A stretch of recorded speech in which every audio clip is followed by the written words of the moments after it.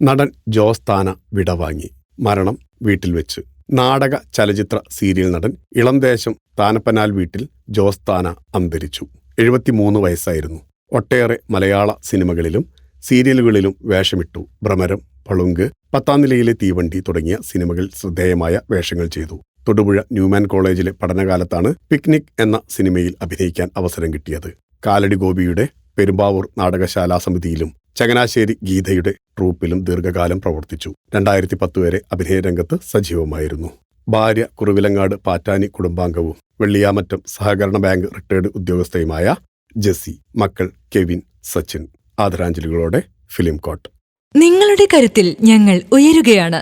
Subscribers 10 lakh കടന്നിരിക്കുന്നു. സ്വർണ തളിക നേടാൻ സഹായിച്ചതിന് നന്ദി. നിങ്ങളും ബെൽബട്ടൺ അമർത്തോ. നല്ല വാർത്തകളുടെ നോട്ടിഫിക്കേഷൻ ഉടനെത്തും.